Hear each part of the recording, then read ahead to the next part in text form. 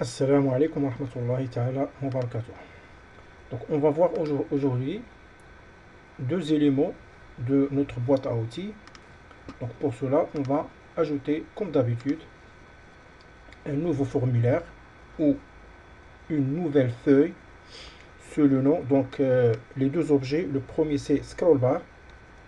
Il y a deux types de scroll bar. Il y a scroll bar horizontal et vertical. Donc, H scroll bar c'est horizontal et V scroll bar c'est vertical. Donc on va voir les définitions après. Donc scroll bar.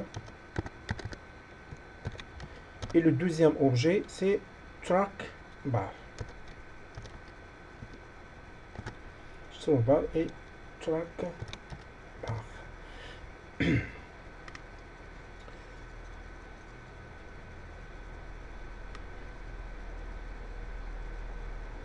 Voilà.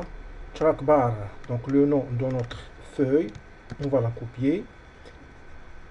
Aller vers menu principal. On peut l'ajouter ici.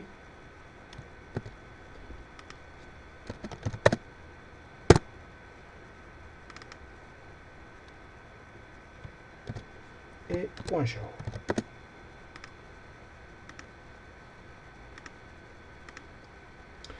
Donc on va aller vers le menu avec tous les contrôles. Donc on va trouver le premier élément qui s'appelle scroll bar. Donc il y a, comme j'ai dit, deux types de scroll bar. Ce sont des barres de défilement en français. Le premier qui commence par H, donc là voilà, H scroll bar. Voilà. Et deuxième qui s'appelle V, c'est-à-dire vertical scroll bar. Et ces deux objets, ils ont plusieurs propriétés comme les autres objets de notre boîte à outils. Donc voilà leur définition. Donc parmi les propriétés essentielles, donc la première propriété c'est le nom H scroll bar pour la barre de défilement qui est horizontale, et de même pour le nom de la deuxième verticale, le H sera remplacé par V. Et parmi les propriétés, on va chercher la largeur, large change. Donc L.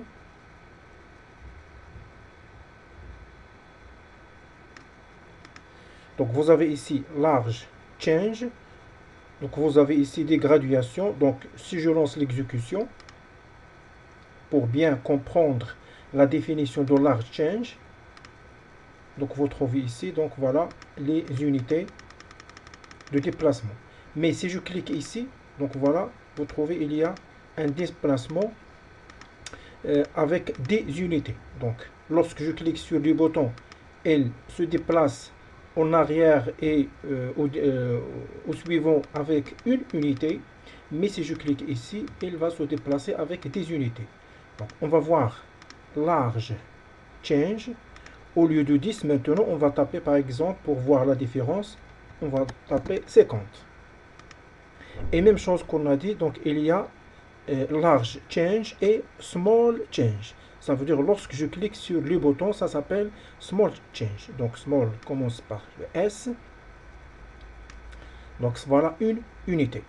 Donc de même, je vais la remplacer par 10. Donc on va voir la différence. Donc voilà pour small change. On va commencer par small change. Voilà 1, 2. Donc voilà, il y a.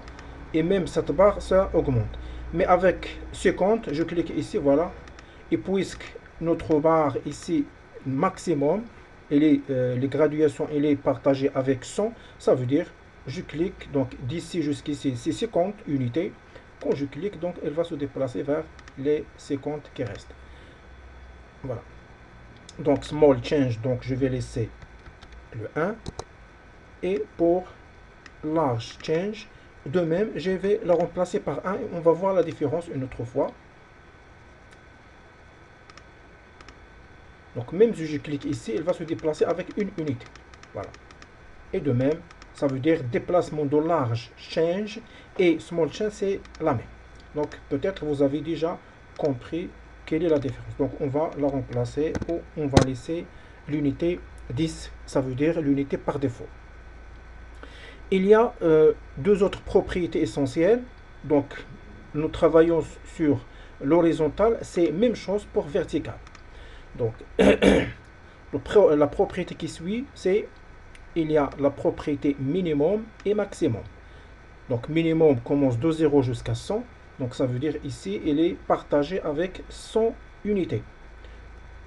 Si je remplace, donc minimum, je vais laisser 0. Et maximum, par exemple, je vais taper 10. Donc, vous voyez ici, avec 10 clics, donc je peux me déplacer des premiers boutons jusqu'à la dernière. Donc, voilà, File. Donc, 1. Donc, 10 unités. Il faut se déplacer directement. Parce que minimum, c'est 0 et maximum 10. Et elle est, cette barre, avec large change, donc elle est composée par 10 unités. Voilà. Mais on peut augmenter sa largeur.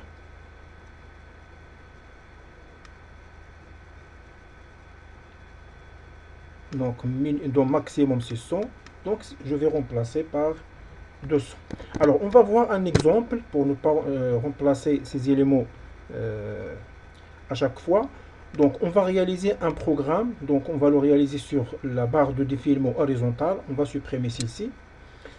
Un programme qui nous permet d'afficher les couleurs soit sur la feuille, soit sur un label. Donc pour cela, on va faire une petite représentation. Donc je vais insérer un label. Donc premier label avec le nom. Donc nous connaissons qu'il y a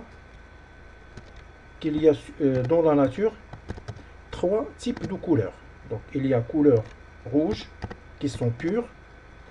Et deuxième couleur, c'est la couleur verte. Et troisième couleur, c'est la couleur bleue. Et en mélangeant ces couleurs, on peut trouver bien sûr les types de couleurs. La couleur blanche, noire, jaune, brune et ainsi de suite.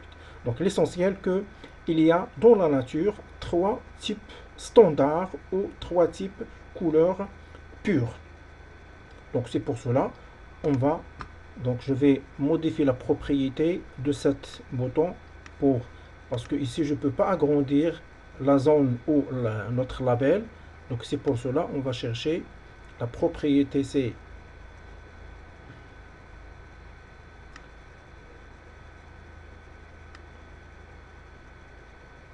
auto size, donc c'est false pour agrandir manuellement ou diminuer.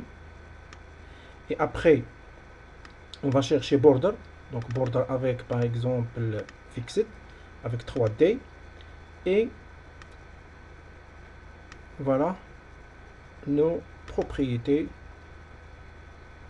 essentielles.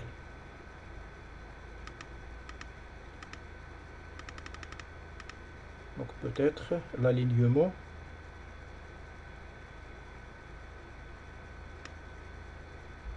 Il n'y a pas ici pour l'alignement de notre label. C'est pas grave. Donc, et de même, on peut ajouter la couleur de l'arrière-plan, ça veut dire backcolor, ou la couleur de texte. Donc, on va voir la couleur de texte au lieu de l'arrière-plan. Donc voilà, for color. Donc pour le rouge, on va choisir la couleur rouge. Pour scroll bar, donc je vais laisser comme ça. Donc j'ai laissé les valeurs par défaut. Donc value c'est 0. Et je vais copier ces deux éléments. CTRL C, CTRL V.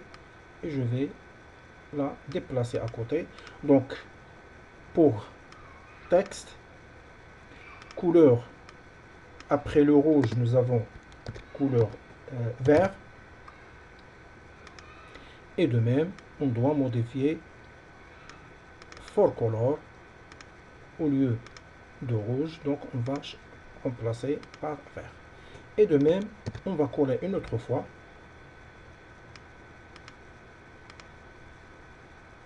modification de la propriété, couleur rouge par bleu, et de même la couleur de texte en bleu. Voilà. Et pour simplifier, où on va voir les noms, premier scroll bar c'est H scroll bar 1 et deuxième c'est horizontal ou H scroll bar 2. Et donc on peut modifier pour la simplification, on peut donner le nom HSB, ça veut dire H scroll bar. Par exemple, première c'est rouge, la deuxième HSB verte, ou donc on peut laisser les noms par défaut. Donc les propriétés essentielles pour scroll bar, on va voir la propriété minimum et la propriété maximum. Donc pour les couleurs, nous connaissons pour la couleur rouge, donc le minimum des unités donc de 0 commence de 0 jusqu'à 255. Donc minimum on va laisser 0 et maximum au lieu de 200 on va taper 255. Et de même pour les autres scroll bars. Donc 255 et 200. Donc vous pouvez réviser le cours concernant les couleurs. Donc la couleur ou les unités des couleurs rouge ou vert ou bleu, ce sont des unités qui commencent qui commence de 0 et se termine par 255. Ça veut dire, lorsqu'on donne une valeur de 255, ça veut dire la couleur rouge, elle est à 100%, ça veut dire elle est bien pure. Mais si je tape par exemple la moitié, donc par exemple 125, comme ça, ou 126, ça veut dire c'est la couleur rouge avec une moyenne de coloration de rouge, et ainsi de suite. Donc on va compléter notre exemple et on va voir bien sûr cette signification, qu'est-ce que ça vous donne. Donc pour cela, moi je veux, quand je lance l'exécution, donc je vais déplacer bien sûr cette scroll bar. Donc si j'arrive à la moitié ou si j'arrive à la fin, elle va nous donner, donc si je déplace tout simplement la barre de la couleur rouge, donc elle va nous donner donc une couleur rouge à 100%. Donc, par exemple comme ça. Normalement, il doit nous afficher sur soit l'arrière-plan de la feuille, soit sur un label, soit sur une zone de texte. L'essentiel, on va afficher la couleur que nous désirons. Donc c'est pour cela, on doit ajouter par exemple un label, de même. Donc un label que son texte, avant de modifier le texte, donc on va chercher la propriété qui s'appelle auto size, c'est false, et on va modifier le bordure par toujours 3 dimensions, et pour le texte on va laisser le texte vide. Ça s'appelle, donc c'est label 1, label 2 et label 3. Donc pour ces 3 labels on peut changer leur taille pour qu'ils soient bien visualisés. Donc on cherche size, ça c'est la largeur, ou on cherche font. Donc bold true pour les 3, et la taille size au lieu de 8, donc on va taper par exemple la taille 12. Voilà la taille de notre objet. Voilà. Donc double-clic sur scroll bar et on va taper le code suivant. Donc le code sera affecté vers label 4. Donc c'est label 4 point, au lieu de point texte, donc on va aller vers la couleur de l'arrière-plan. Donc si on veut utiliser point texte, donc on doit éditer un texte sur label, et pour cela, donc le texte ou la couleur de texte qui s'affiche sur label sera modifiée suivant notre position de scroll bar.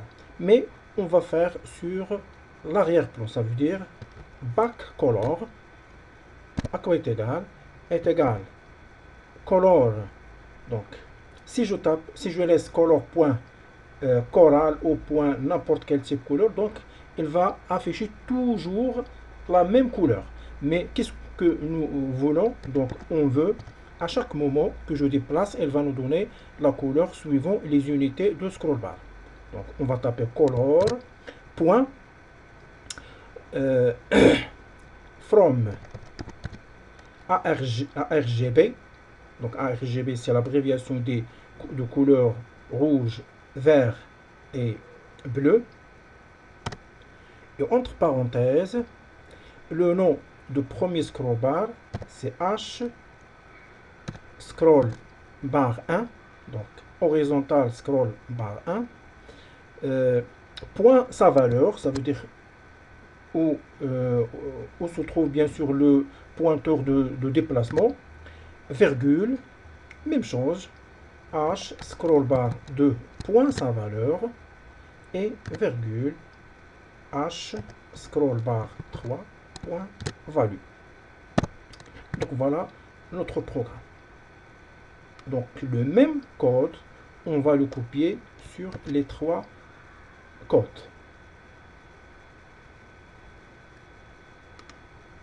Donc double-clic sur deuxième, CTRL V, et double-clic sur troisième et CTRL V. On va lancer l'exécution et on va voir le résultat. Donc fiche, scroll bar. Donc je vais déplacer. Donc voilà.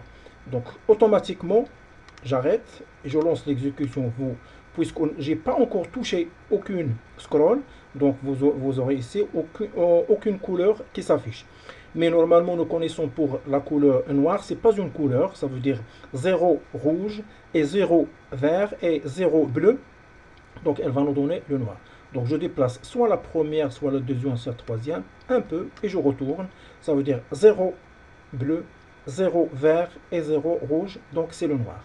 Le blanc, ça veut dire 100%, ça veut dire 255 et 255, 255. Donc je déplace cette barre, vous voyez la couleur, donc noir, un peu, voilà, le rouge, donc ici c'est le maximum. Si je retourne en arrière, voilà le noir, et même chose pour la couleur verte. Et même chose pour couleur bleue. Si je déplace tous les barres à la fin, donc voilà le mélange 100% de vert et 100% de bleu, elle va nous donner cette couleur.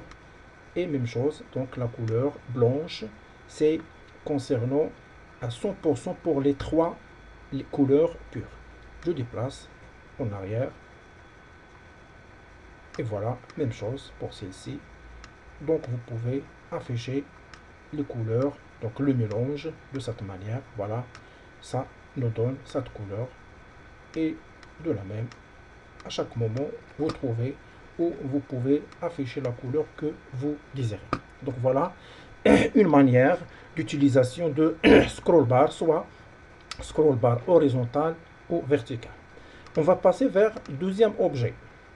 Donc deuxième objet, donc on va le réaliser soit à cet emplacement, donc même si on a tapé le nom parce qu'il ne reste pas d'espace, donc scroll bar, c'est pas grave pour le nom, donc on va ajouter une nouvelle feuille, même si on a déjà tapé le nom track, on va ajouter une nouvelle feuille sur le nom tout simplement, voilà, track bar. De la même manière, on va copier ce nom et on va aller vers menu principal.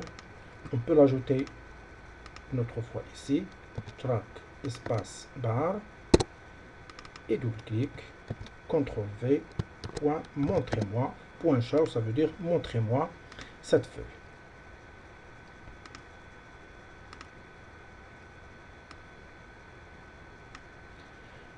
Donc track bar ou l'élément qui s'appelle track bar, donc on va le trouver sur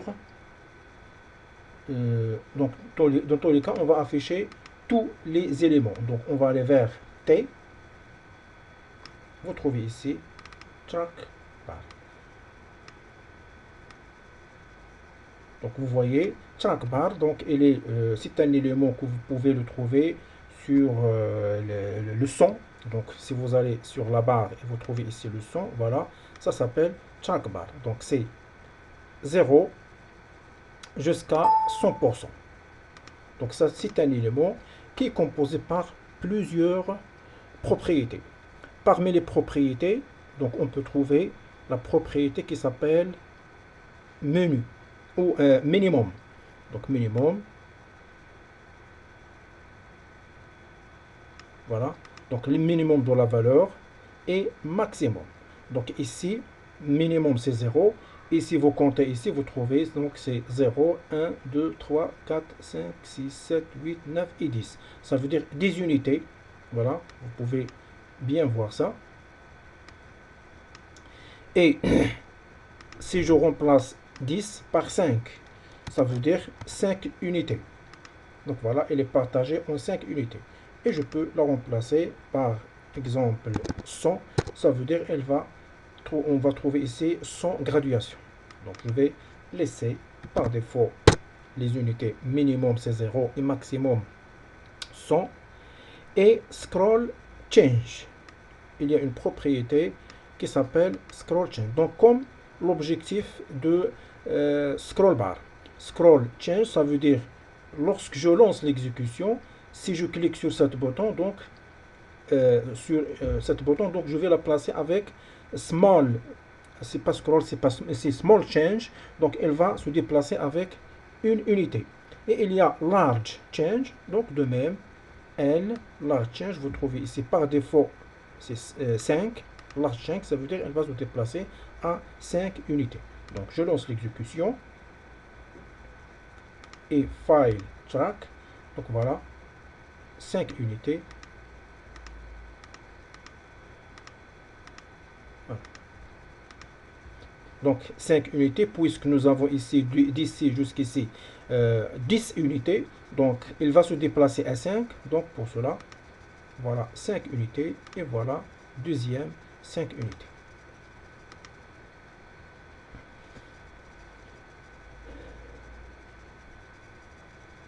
Il y a une autre propriété qui s'appelle tick fréquence.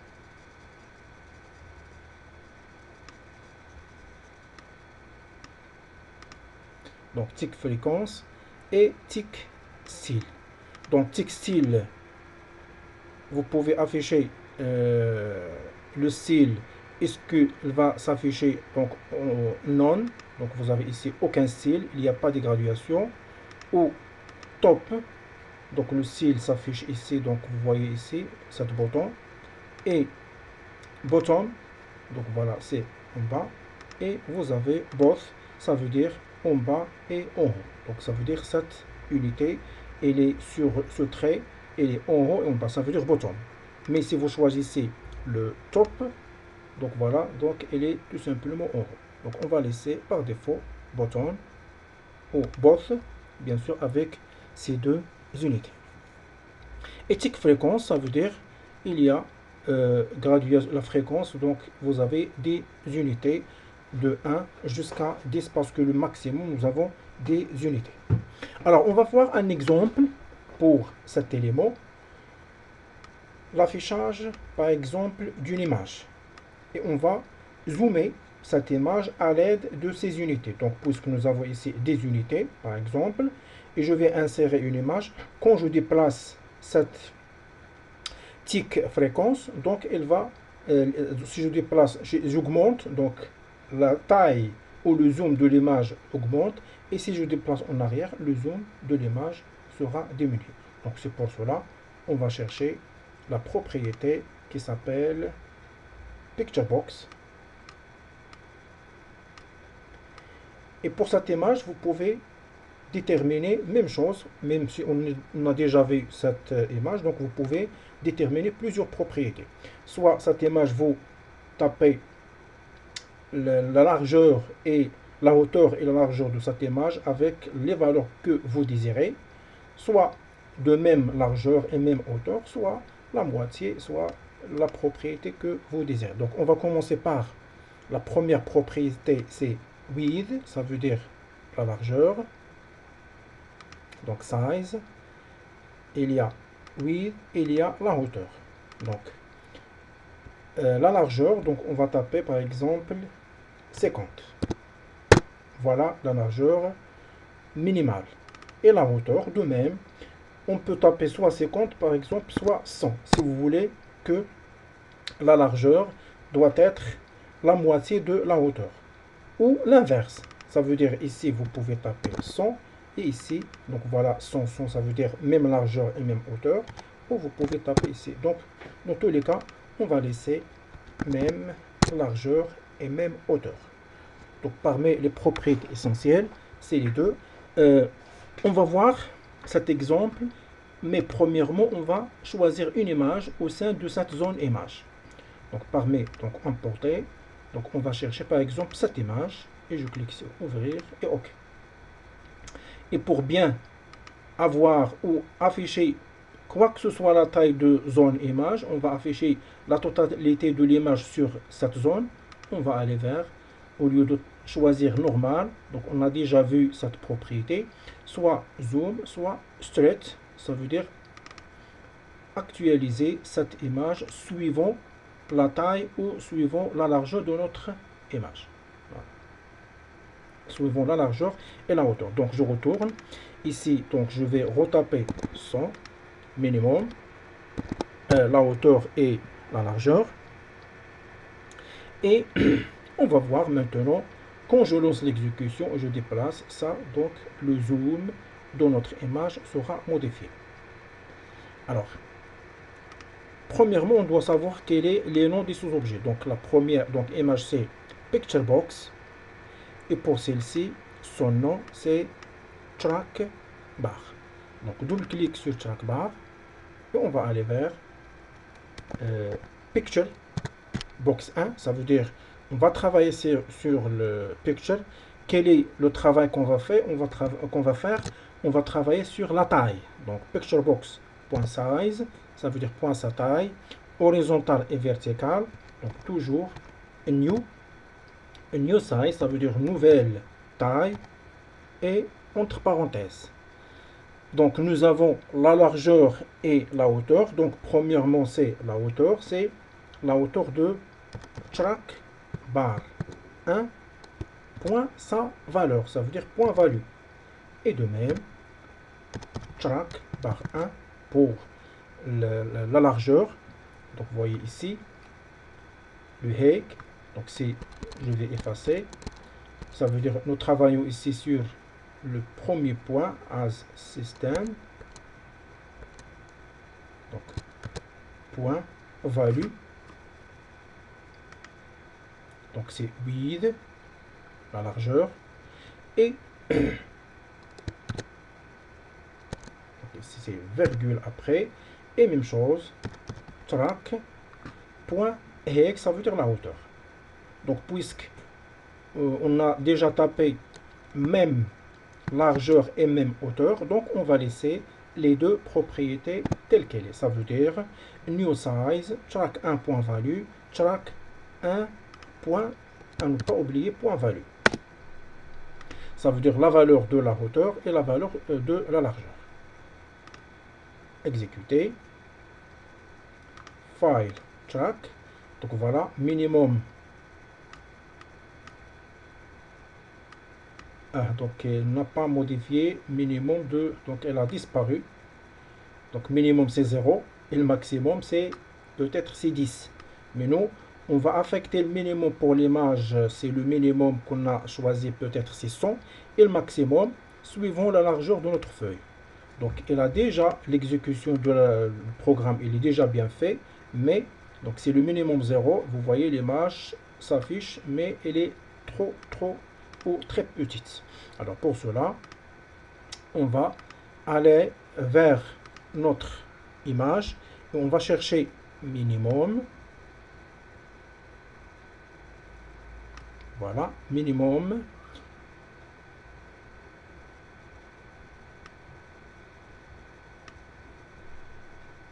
Ça ici. Ça c'est concernant sa taille. Et minimum size. Donc c'est peut-être c'est 100.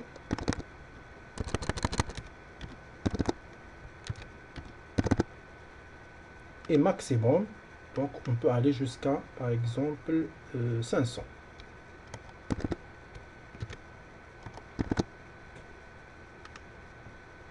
Voilà. Exécuter.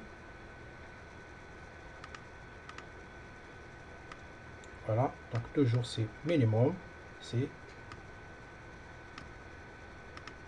ok, la propriété qu'on a oubliée.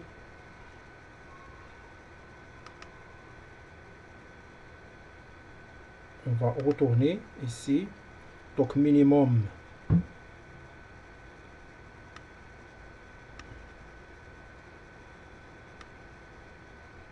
Donc size.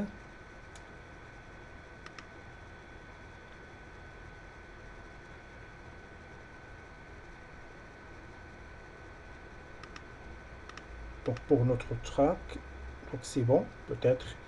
Ah, c'est ici où se trouve minimum.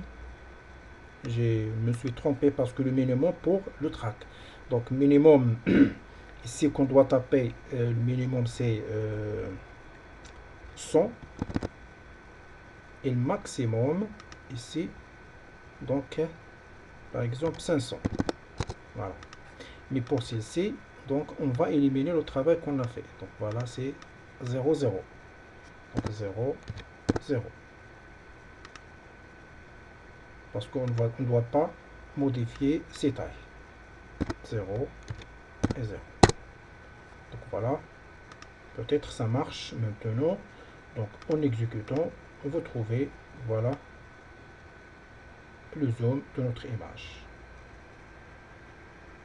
Soit en déplaçant ces unités, donc il est partagé de 0 jusqu'à 500, ou vous pouvez cliquer, il va se déplacer à 100 unités.